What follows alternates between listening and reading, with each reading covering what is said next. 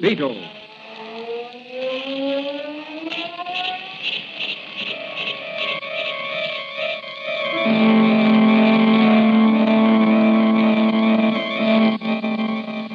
Sweeping down upon the underworld to smash gangland comes The friend of the unfortunate, enemy of criminals. A mysterious, all-powerful character, a problem to the police. But a crusader for law. In reality, Dan Garrett, a rookie patrolman, loved by everyone but suspected by none of being the Blue Beetle. As the Blue Beetle, he hides behind a strange mask and a suit of impenetrable blue chain armor, flexible as silk but stronger than steel.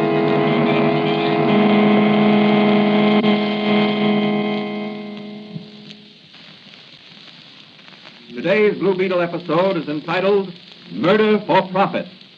James A. Ridley of Ridley & Corcoran, wealthy investment brokers, died in City Hospital under peculiar circumstances. Was his death on the operating table murder? Will his death affect the stock market? Can Dan Garrett, rookie patrolman, who is also the Blue Beetle, solve this case and run the murderers to earth?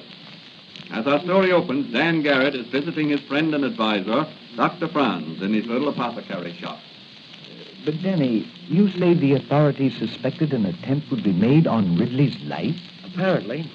They sent Mannigan and me rushing over to City Hospital to guard Ridley as soon as they heard he was to be operated on. But what made them suspicious? I don't know. Unless it was because they knew his death would affect the stock market, give groups in the know a chance to clean up and make a lot of money. How?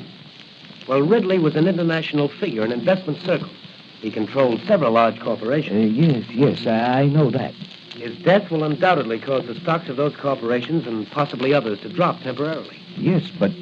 Doc, if some crooked professional speculators were sure Ridley would not come off that operating table alive, they could play the stock market and clean up a fortune. But what about the other investors in the market? Wouldn't they stand to lose all they had? Precisely. But the murderers of Ridley wouldn't care about that. And why are you so certain it was murder? Look, Doc, here's what happened. When Mannigan and I arrived at the hospital this morning... Hey, Danny, it looks like something's up. Yeah. Wait, I'll ask this guy coming along the hallway and find Dr. Bartlett. Say, you, where can we find Dr. Bartlett? Dr. Bartlett can see no one. We're from police headquarters. We've been sent to guard Banker Ridley. You're too late. Mr. Ridley's dead. Dead? Yes, he died on the operating table just a minute ago. Mannigan, you phone headquarters while I take a look around. Okay, Dan, I'll do that. I'll be in or somewhere near the operating room. I've got to find Dr. Bartlett. Oh, just a moment. Are you Dr. Bartlett? No, I'm just an intern. Dr. Bartlett's office is 2 doors down on the right. What's that you've got in your hand? It's a scalpel. A scalpel? Yes, a very sharp knife for making incisions. What are you doing with it? Well, I'm not permitted to speak. Come on, open up. I'm the law. Well, you'll have to see Dr. I'm Bartlett. seeing you right now with a bloody scalpel in your hand. Here in this room here, I want to talk to you. But you... In you go. Now tell me what happened in the operating room. I assure you, it's against the ethics of... Ethics be hanged. Talk. Did you kill Banker Ridley? No, I tell you, I had nothing to do with it. Then what are you doing with that scalpel? I picked it up after the lights went on. The lights went on. Were they off? Yes. Just after Dr. Bartlett made the incision in Mr. Ridley's throat and was about to operate on the diseased gland, the lights went out suddenly and a stench bomb exploded just inside the door. It blinded everybody and everything was confusion. When the lights finally went on, Mr. Ridley was breathing his last. An artery in his throat had been severed. Where were you standing? Across the table from Dr. Bartlett. Then you could Yes, but I didn't. And what are you doing with that scalpel? I told you, I picked it up when the lights went on. Why? I noticed it was bloody. Well, wouldn't it naturally be? Hadn't it just been used to make an incision? Not this scalpel. The one Dr. Bartlett used to make the incision had already been put back into the sterilizer. But why should you pick up this scalpel? Well, I thought there might be fingerprints on it. Fingerprints?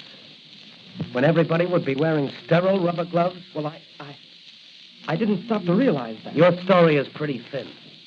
I'm going to take you down to headquarters and let some of our...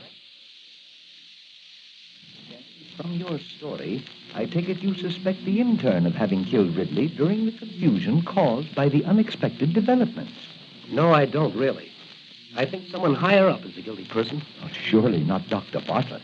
He's one of the most famous and respected surgeons in the country. Ridley's death meant profit in millions to someone or to some group. You know the lengths to which some of our most respected citizens will sometimes go to acquire quick riches. Yeah, that's true. You know, money is all right when it does good. But money is evil when it causes evil. Well, there's the first edition of the evening papers. Yes. Well, it started just as we suspected. Listen to that. Yeah. Well, Danny, what are you going to do? Patrolman Dan Garrett is off duty, but the Blue Beetle never is. I'm going into action. Can I help you? Yes, Doc, you can. What about that secret solution you made that dissolves steel? You mean my Formula X4? Yes, that's it. I have some over here in this cabinet. Here you are. Now here's a little vial of it. But be very careful. It's powerful stuff. Thanks, Doc. What about your portable wireless telephone? I've got that in my magic ray and my flashlight. Good. You know, Doc, if I can solve this case quickly, maybe I can save a lot of little investors from losing their life savings. That's true, Danny. That's true. Well, Doc, the Blue Beetle has some nipping to do tonight. So long, Doc. I'll see you when I've cleaned up this stock market racket.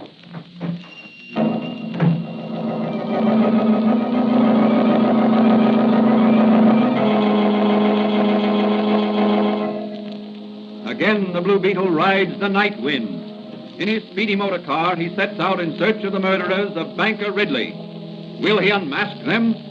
Can he uncover their plot to make millions by murder? Where will the Blue Beetle strike first? In a dark street at the rear of the Ridley home, a long blue motor car comes to a stop. A figure silently steps forth and approaches the high wall around Ridley's city home. Now, here's the rear of Ridley's house. I'll have to watch my step. This wealthy neighborhood's well guarded. Here's a door in this wall. Locked, I'll bet. Just as I thought. Let me see now. Try one of these master keys. No, that one won't do. I'll try this one. That's the one.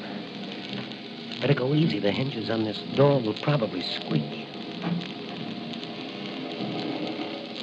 So far, so good. Better close this after me. Watchman finds this open, he'll be suspicious. Now to gain entrance to the house without arousing anyone. Hang that. What's going on down there? Hold on, Scarrow, he's this bottle acid. Plain Pat make as much noise as a garbage collector. Here's a window. Probably wired down with a burglar alarm. Just attach these suction cups to it. And I'll cut out the glass. Remove it without disturbing the frame. That's got it. I'll just remove the whole pane of glass and climb through. There. Now, for a look around with my flash. That's the kitchen. All clear here. This door must lead into the dining room. No, that's the pantry. The dining room is beyond. Where does this other door lead to? It's the hallway. The library should be up there on the right. Everything is dark. Now, this is my chance to search the place. I'll take the library first.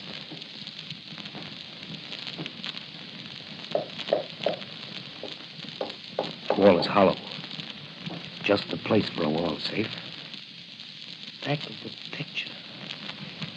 See if I can move this panel. And there may be a button. Someone's coming. I'll hide behind these curtains until they go. Who's in there?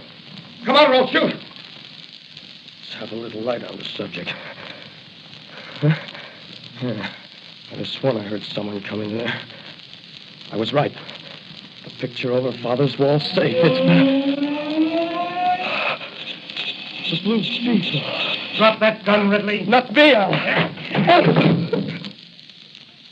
So sorry, Ridley, but I want to examine some of your father's private papers for a possible clue to his murder.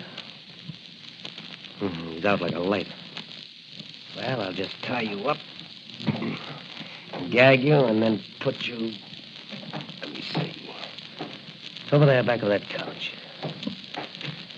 There. Now to open the panel. Just as I thought. A large wall safe hidden behind that panel. Now for a little Formula X4 poured on the lock.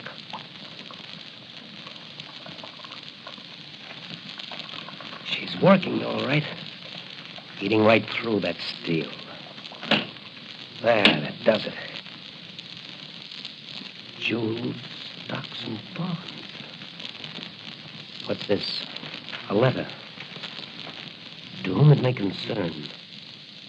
This is to inform the authorities that should my death occur due to other than natural causes, it would be advisable to investigate the affairs of my partner, Charles Cochran, and my adopted son, Samuel. Well, Mr. Ridley, the Blue Beetle will certainly investigate. I'd better take these papers and jewels along with me. They'll be safer with me than here with your adopted son, Samuel.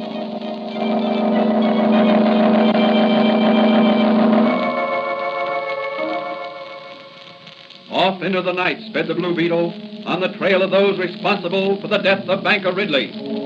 Meanwhile, at police headquarters, Officer Manigan, playing a hunch, he has also decided to go to Cochran's office. In the still of the night, two cars are speeding toward the same destination. Each has a single occupant. One of the cars reaches its destination ahead of the other. A mysterious figure alights and disappears behind the building on the corner. Quickly, he mounts the fire escape. A minute later, a circle of light is playing on the door of a safe. In the middle of that circle of light is a large Blue Beetle. The doctor's Formula X4 worked once before tonight. It ought to work here. Sure is powerful stuff. Now let's see what this safe contains. Stocks, bonds, and certificates. Here's a list of something. To be sold short for Samuel Ridley, Charles Cochran, and Mr. John Smythe. If and when. I wonder who this Mr. Smythe is. You'll never know, Mr. Blue Beetle. Officer Manigan. Isn't it late for you to be out alone? No, none of that. I've got you covered, and I'll shoot you if you make a move. You're going to the station house with me. Maybe you can explain to the DA what you're doing in this office at that safe there. I was looking for the lost cord. Cut out the wisecracks and slip these bracelets on. I'm sorry, Manigan. We both seem to be cornered. That door in back of you is blocked. What? You. What? You. Never take your eyes off your man until you've got him securely handcuffed, Manigan.